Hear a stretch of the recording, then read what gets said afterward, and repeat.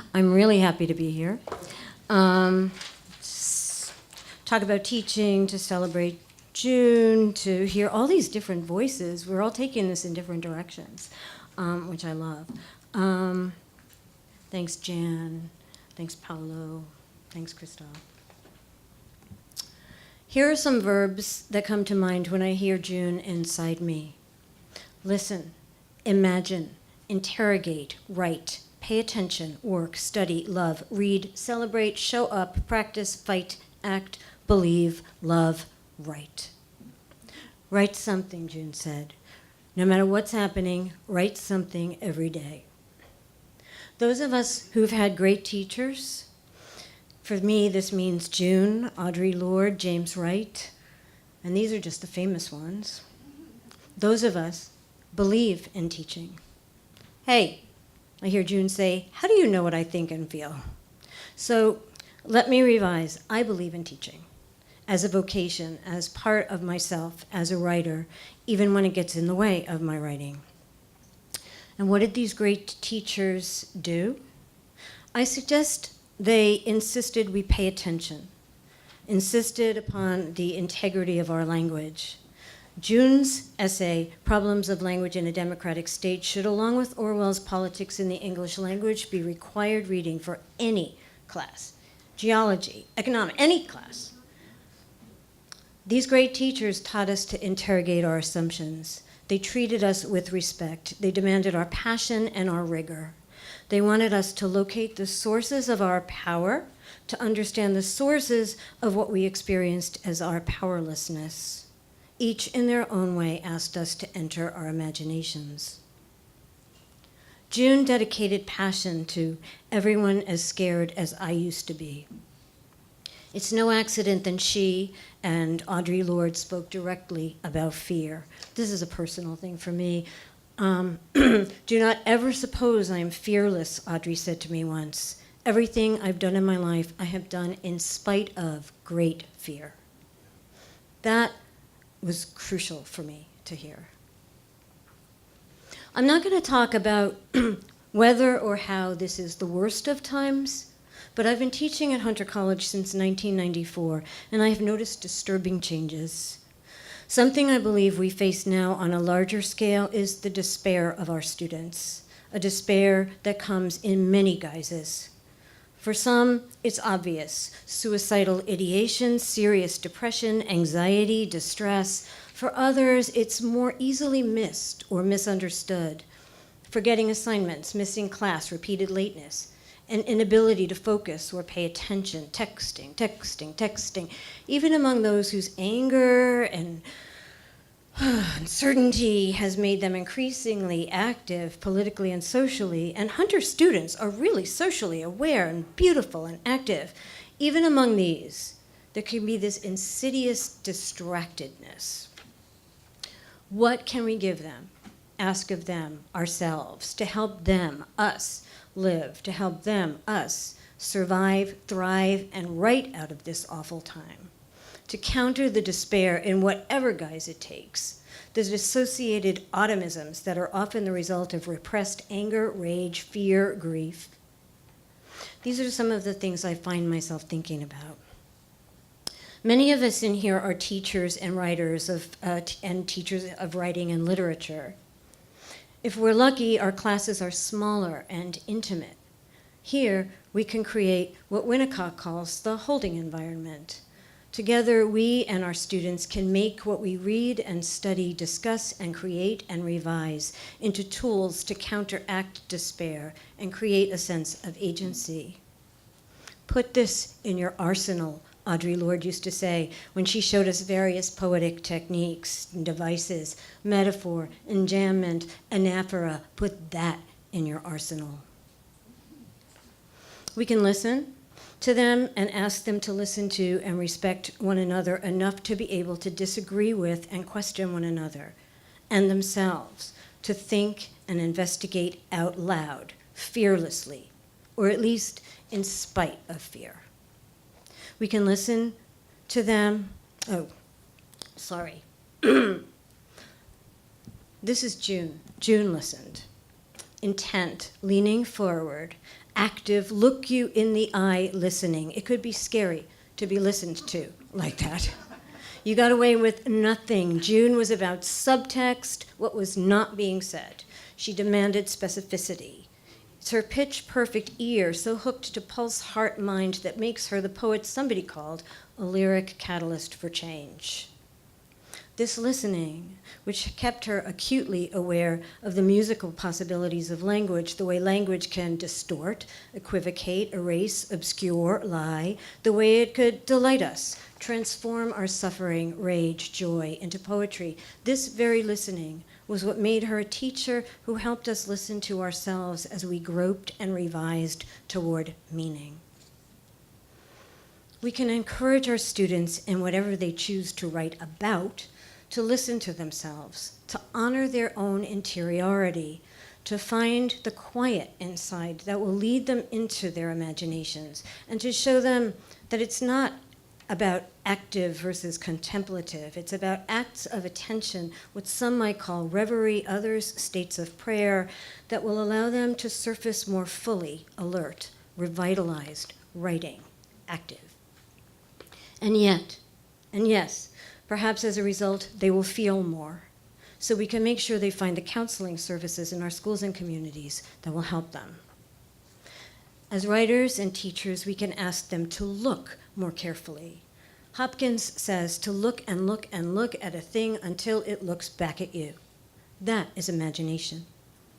When you truly see a person, a whale, a tree, a village, it's harder to violate it.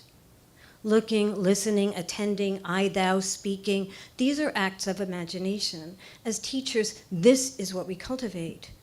We can help our students and colleagues see it's a dialectic, active. June, like Shelley, her great love, and Blake, believed poetry could change our lives, our minds. What is now proved was once only imagined, Blake says. Even as it involves the drift, the reverie that gives us poems of great associative leaps like June's Free Flight.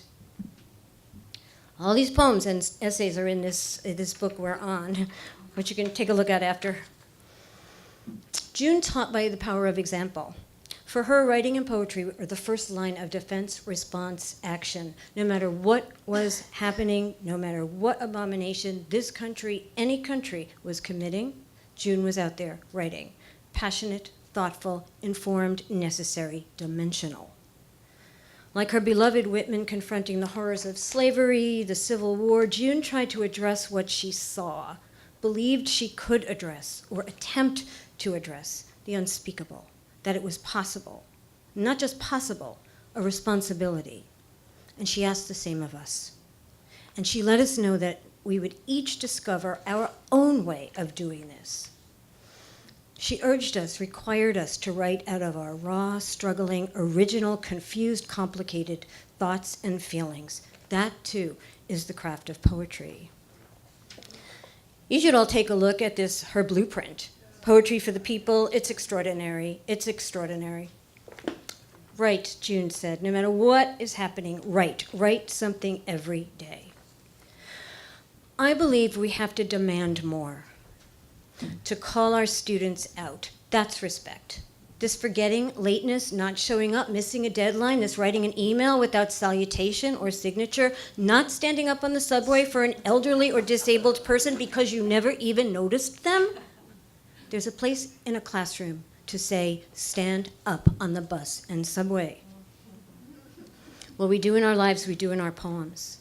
We need to expect more, demand their rigor and passion and attention, even as our universities move to push them through quicker and cheaper, rack up another graduation on the spreadsheet. This is integrity, to integrate the writing life, the personal life, student, teacher, activist life, the moral imagination. This is huge, necessary. This is Eros versus Thanatos. As I write this, students from Florida are marshaling their grief and outrage, and even as funerals continue, getting on the road, speaking out against politicians beholden to gun lobbyists, NRA. They've woken up.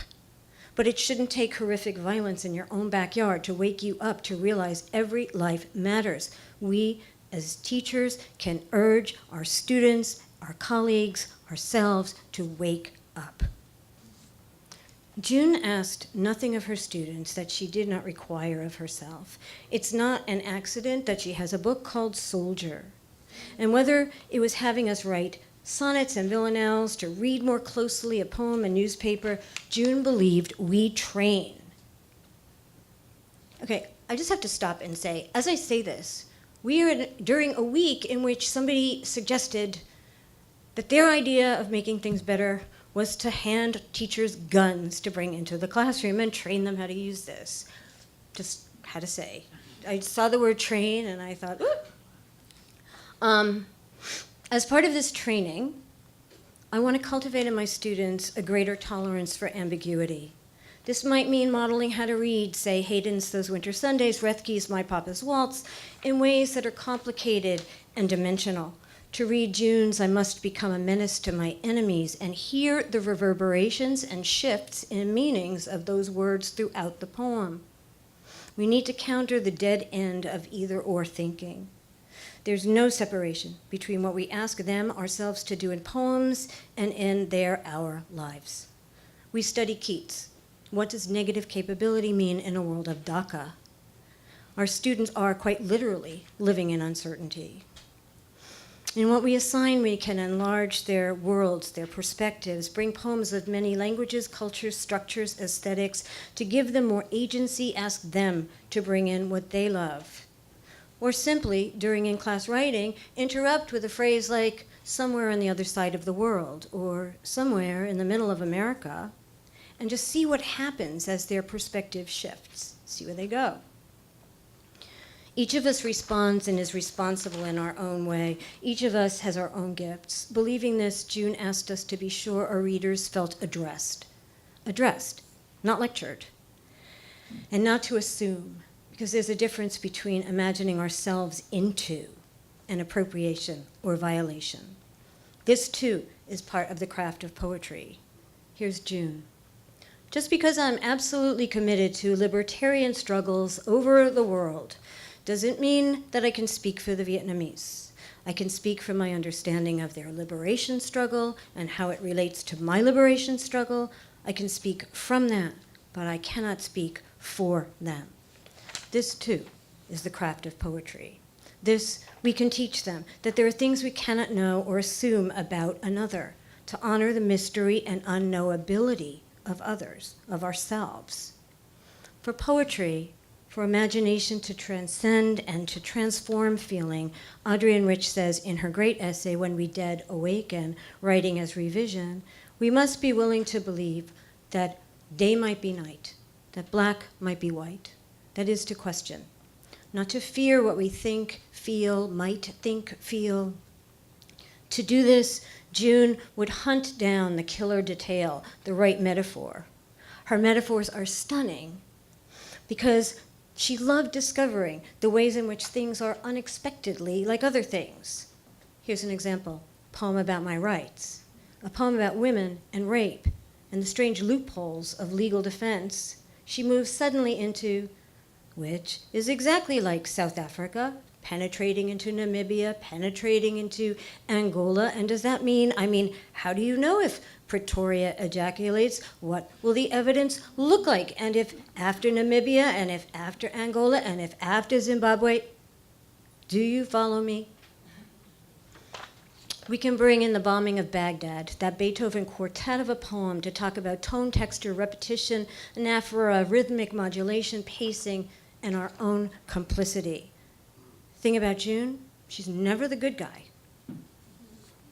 Here's the thing. As writers, teachers, students, we have to trust, especially when a glance at any social media platform will show us otherwise, that we can rely on the goodwill of others to respectfully disagree or debate. Crazy to believe that? Yes. And we have to be smart about it. But I try to believe, that we have to write, speak, act as if that were true. June did. What is now proved was once only imagined. I have decided I have something to say about. June would begin, and she does.